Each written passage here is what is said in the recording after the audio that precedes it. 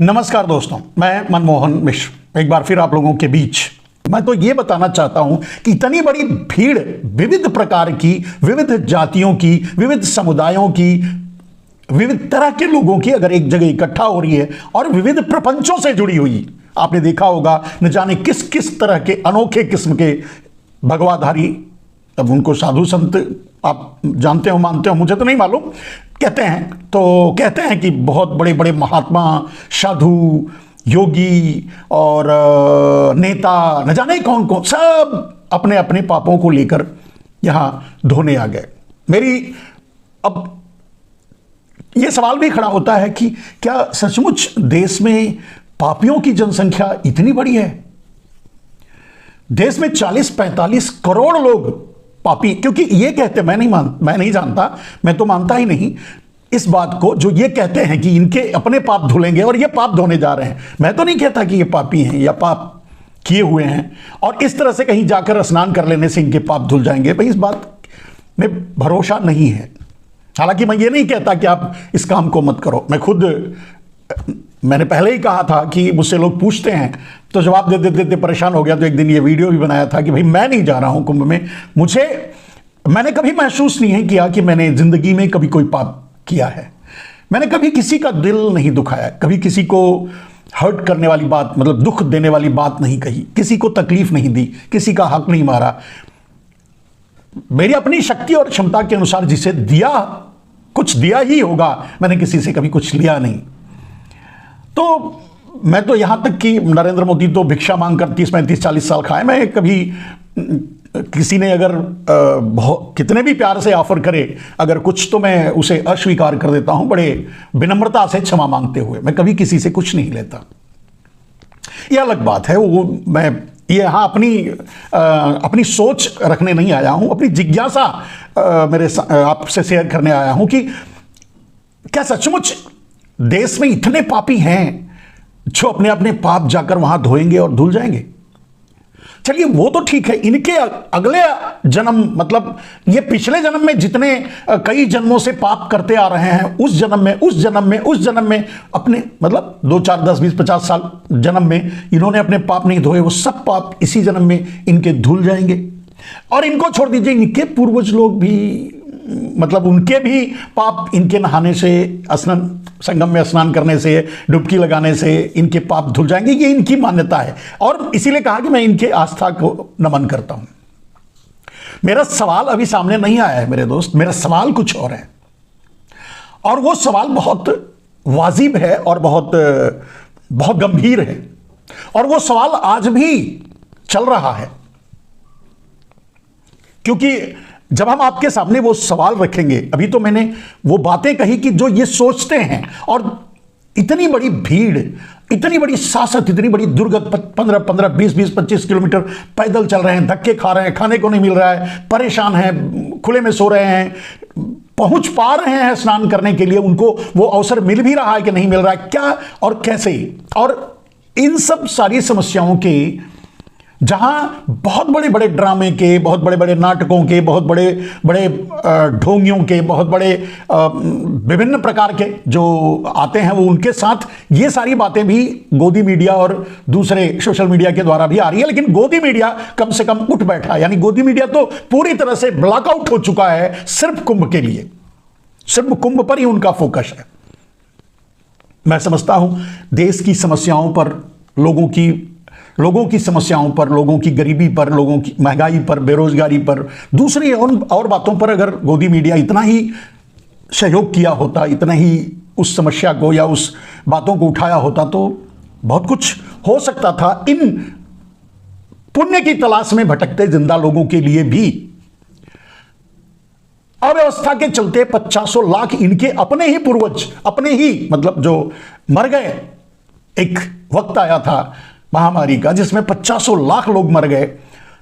ये इन्हीं, जहां अब ये स्नान करने जा रहे हैं संगम में, वहीं के बालुओं में इनके लोगों को दफना दिया गया था, वैसे ही बालू में। खैर ये सारी चीजें अलग हैं।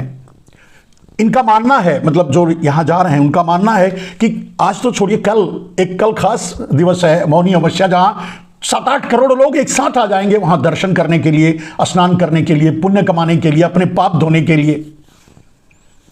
इतना कष्ट सह करके मैं आप लोगों से भी अगर मुखातिब हूं, अगर आप मेरी बात सुन रहे हैं, तो इतना कष्ट सह करके अपने पापों को धोने की कोशिश से अच्छा था कि अपने जीवन में कोई पाप ही ना करते। चलिए कोई बात नहीं, कर लिया क्या। मैं 40 करोड़ लोग जो कम से कम संगम में स्नान कर ले रहे हैं, डुबकी लगा ले रहे हैं, अब इसके बाद अगर इतने लोग भी एक दूसरे को प्रताड़ित करना, दूसरे के हक को मारना, या फिर जुर्म करना, दूसरों का कत्ल करना, या बलात्कार जैसे जुर्म, या शोषण, दोहन, इस तरह के जुर्म अगर इतने लोग भी ना करें, आगे पाप ना करें, कम से कम इस स्नान के बाद, तो मैं समझता हूं कि 50% से ज्यादा, मतलब लगभग आधी आबादी यहां है, स्नान करने आ रही है। आधी से कुछ कम, मतलब 1/3 आबादी। अगर हम 120 करोड़ हैं, 40 करोड़ आ रही है, तो 1/3 आबादी तो आ ही रही है, तो पाप 1/3 हो जाएगा। देश की बाकी और सारी समस्याएं भी मिट जाएंगी अगर ये अपने पाप के साथ आगे, मान लीजिए अब तक जो पाप किए, यहां स्नान करने से अगर इन्होंने बलात्कार किया होगा, अगर इन्होंने चोरियां की होगी, डकैतियां की होंगी, लोगों का हक मारा होगा, लोगों को सताया होगा, लोगों को अपनी जीपों से रौंदा होगा, लोगों का हक, लोगों को मरने पर मजबूर किया होगा, लोगों को आत्महत्या करने के लिए मजबूर किया होगा, अपने बनाए नियमों, कानूनों या अपने तौर तरीकों से, अपनी व्यवस्था से लोगों के साथ अन्याय किया होगा, न्याय की जगह अन्याय किए होंगे, यानी न्याय मांगने पर न्याय नहीं दिए, अगर इस तरह के पाप किए हैं, वो सारे पाप अब धुल जाएंगे। क्या आगे इस तरह के पाप नहीं करेंगे जिससे कि ये सारी समस्याएं जो समाज में व्याप्त हैं, जिससे पूरा समाज पीड़ित है, वो नहीं होगा? मेरा सवाल ये भी नहीं है। मेरे दोस्त, मैं आ रहा हूं अंतिम अपने सवाल पे। मेरा सवाल एक बहुत विशाल है। मेरा सवाल आपके हृदय को हिला देगा, आपके दिमाग को हिला देगा। मेरा सवाल क्या है, उस सवाल पर आता हूं मेरे दोस्त। पहली बात तो, मतलब अभी तक मैंने वो बातें कही जो इन्होंने ये सोचते हैं और सोचकर वहां जा रहे हैं और संगम में स्नान कर रहे हैं और अपने पापों से मुक्ति पा रहे हैं। अभी तक तो ये बात कही। लेकिन मेरे दोस्त, सबसे बड़ी बात, मेरी जिज्ञासा जिस बात पर है और जो मैं आपसे जानना चाहता हूं और चाहूंगा कि कमेंट बॉक्स में इसके बारे में आप जरूर लिखें, कि अगर जिस तरह से आस्था के नाम पर इतने लोग एक साथ इकट्ठा हो रहे हैं, और जितने लोग भी गए हैं संगम में स्नान करने के लिए, या जितने लोगों के मन में ये इरादा है कि ये संगम में स्नान करने जाएंगे, उन सबसे मेरा एक सवाल है। ये आपकी आस्था है और आपकी भक्ति है। क्या इतनी ही आस्था और इतनी ही भक्ति आप अपने राष्ट्र से भी रखते हैं? क्या आप अपने राष्ट्र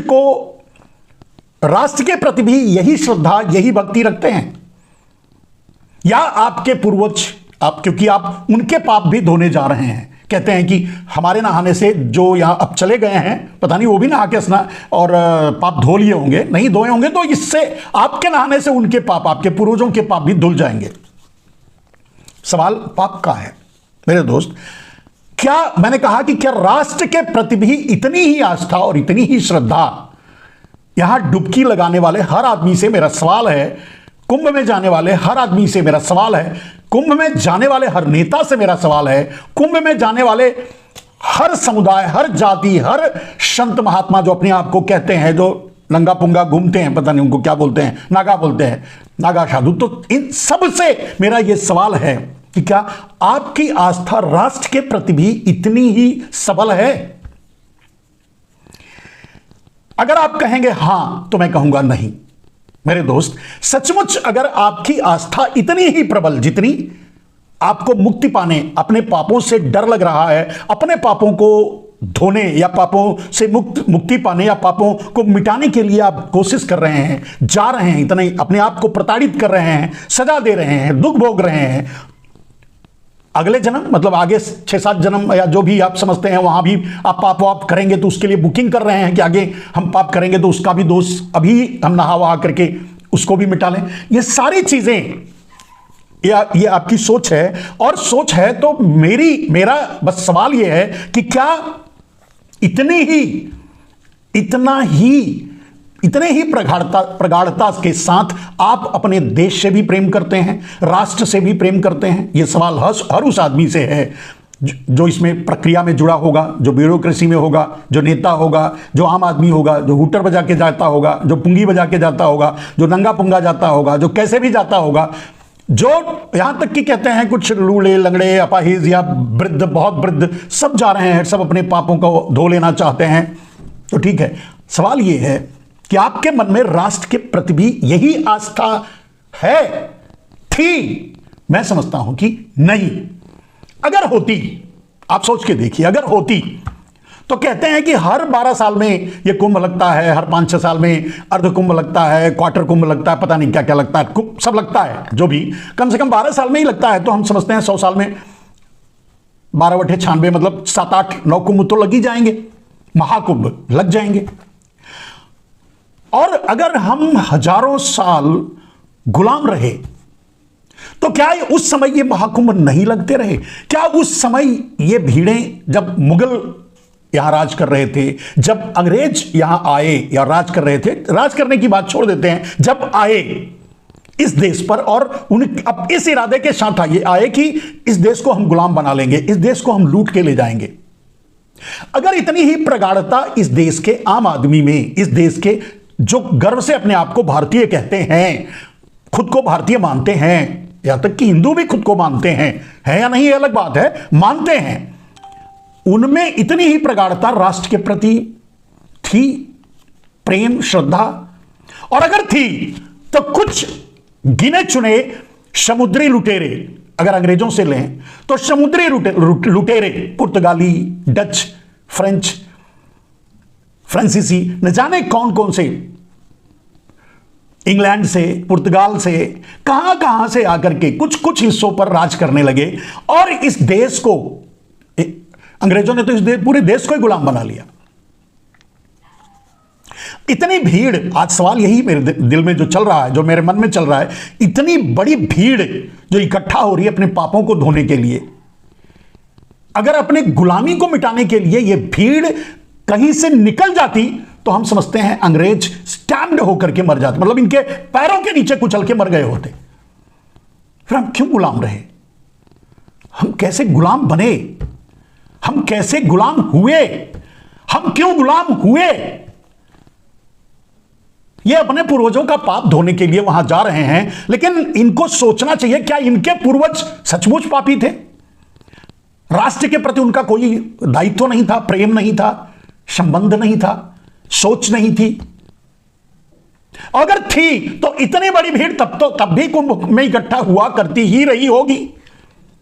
और वो भीड़ अगर कहीं किसी पर टूट पड़ती, किसी अंग्रेजों पर या मुगलों पर, तो क्या वो यहां टिक पाते? या अगर इतनी ही एकता के साथ आज अपने पापों को धोने के लिए जो एकता दिखाई दे रही है, जो जाति पात इस सब चीजों से ऊपर उठकर उसी पानी में डुबकी लगा रहे हैं जिस पानी में पता नहीं कौन कौन डुबकी लगा रहा है, मैं विभेद नहीं कर रहा हूं, मैं कह रहा हूं कि अगर ये भावनाएं आज हैं कि सब एक हैं, जो यहां डुबकी लगा रहे हैं सब हिंदू हैं, सब एक हैं, तो उस समय अगर यही एकता, यही सोच अगर रही होती तो अंग्रेज यहां राज कर पाते, अंग्रेज भारत को गुलाम बना पाते, डच और फ्रांसीसी यहां के कुछ जगहों पर कब्जा कर पाते, पुर्तगाली आकर पूरे देश पर कब्जा कर पाते। मेरे दोस्त, मुगल आकर यहां शासन कर लेते। यही कुंभकीय, यही महाकुंभीय एकता, अखंडता और यह श्रद्धा, महाश्रद्धा अगर रही होती कम से कम एक रहने में, या फिर राष्ट्र के प्रति यही श्रद्धा और यही एकता, यही अखंडता, यही सोच, यही भावनाएं रही होती, तो भारत गुलाम होता एक बार भी। कुछ चोर भारत को गुलाम कर लेते एक बार भी। कोई छू सकता था, कोई आंख उठाकर दे सकता था भारत को एक बार भी। मेरे दोस्त, यह तो हुई इतिहास की बात। यह सवाल इतिहास के लिए मैंने कहा, जो मेरे मन में जिज्ञासा थी। इस सवाल को आप पूछिए हर उस आदमी से जो आपके सामने ये कह रहा है मैं कुंभ में जाकर अपने पापों को धो के आ गया, उससे पूछिए। भारत क्यों गुलाम हुआ? अगर यही एकता, यही श्रद्धा, यही भक्ति अगर थी तो राष्ट्र के प्रति यह भक्ति थी या नहीं? अगर थी तो भारत गुलाम कैसे हुआ? और भारत गुलाम सैकड़ों साल तक कैसे रहा? हजारों साल गुलाम कैसे रहा? एक बार भी एक कुंभकीय जनता एक साथ इकट्ठा होकर के कहीं चल दी होती तो सेना नीचे दब के मर जाती। आप हिसाब लगा के देख लीजिए, क्या अंग्रेजों के पास 1 करोड़ 40 करोड़ सेना रही होगी? हम तो समझते हैं मेरे दोस्त, यहां इतने नंगे पुंगे लोग आए हुए हैं, मतलब क्या बोलते हैं उनको, नागा साधु लोग, वो आए हुए हैं जितनी संख्या में, उतनी संख्या में तो उनकी सेना भी नहीं रही होगी। और कम से कम जब आए तो 2-4 की संख्या में थे। अगर ये आगे बढ़कर उनका मुकाबला किए होते, अगर सोमनाथ मंदिर के पुजारी हथियार उठा करके मुकाबला किए होते तो क्या सोमनाथ का मंदिर लूट गया होता? क्या भारत गुलाम हो गया होता अगर यहां के लोग एक साथ, इसी श्रद्धा के साथ, एक साथ मिलकर के अगर पैदल भी मार्च कर दिए होते तो? ऐसा कुछ नहीं था मेरे दोस्त। ये देश यूं ही हमेशा कायरों, बुजदिलों, ये भी एक कायरता है जो अपने पहले तो पाप करते हैं और उस पाप से इतना डरते हैं कि संगम में डुबकी लगाने चले जाते हैं अपना पाप धोने के लिए। अपने को तो छोड़ दीजिए, आगे करने के लिए भी पाप का बुकिंग भी कर लेते हैं, अगले जन्म के लिए स्वर्ग की बुकिंग भी कर लेते हैं, करने के लिए जाते हैं, अपने पूर्वजों के पाप भी धोने के लिए जाते हैं। मैं नहीं जानता क्या क्या करने के लिए जाते हैं, लेकिन क्या राष्ट्र के प्रति भी इनकी यही सोच है? इस देश की जनता की, इस देश के लोगों की? क्या सचमुच ये कायर नहीं थे? क्या सचमुच ये मूर्ख नहीं थे? कहीं ऐसा तो नहीं कि इनकी यही अंधभक्ति और यही सोच इन्हें बार बार गुलाम बनाती रही, या हजारों साल तक ये गुलाम रहे? क्या ऐसा ही कुछ? क्योंकि ये डुबकी लगाकर अपने पाप धोने के लिए तो इकट्ठा हो सकते थे, लेकिन अंग्रेजों से मुकाबला करने के लिए इकट्ठा नहीं हुए, मुगलों को मार भगाने के लिए इकट्ठा नहीं हुए। ये तो सच है ना। अपने पाप से डर कर, न जाने कौन कौन सा पाप करते हैं इनके मन में, क्यों इतना डर रहता है? पाप किए हैं, चलो ठीक है, अगर आपने पाप किया है, पाप ही किया है तो भोग लेना। पाप नहीं करना चाहिए, कर ही दिया तो भोग लेना। भोगने के डर से इस तरह और इसी तरह, और वो बात वहां खत्म नहीं होती इतिहास में, वो बात आज वर्तमान में चल रहा है। क्या यही भीड़, क्या यही एकता आपको दिखाई देती है जब किसान आंदोलन करने के लिए सड़कों पर बैठते हैं अपनी जायज मांगों को लेकर? क्या यही एकता, क्या यही श्रद्धा अपने युवाओं के प्रति, अपने बच्चों के प्रति दिखाई देती है जो नौकरी मांगने के लिए रोड पर निकलते हैं और मारे जाते हैं, गोलियों से मारे जाते हैं, पानी की बौछार छोड़ी जाती है, उनका दमन किया जाता है, लाठियों से पीटा जाता है, जेल में डाला जाता है? क्या यही एकता, क्या यही श्रद्धा उस समय इनकी कहां चली जाती है जब ये देश कुछ चंद चोर टाइप के लुटेरे गुजराती देश को लूट रहे होते हैं, और लूट करके एक आदमी के हाथ में पूरे देश की संपदा भर रहे होते हैं? तब इनकी श्रद्धा, इनकी भावना, इनकी एकता कहां चली जाती है कि आवाज तक नहीं उठा सकते? गोदी मीडिया पर हम क्या कहें, गोदी मीडिया तो बिकी हुई है, उसको तो मसाला चाहिए कमाने के लिए, सरकार भी पैसा दे रही है और इस तरह के मसाले बेचकर भी वो पैसा लेंगे।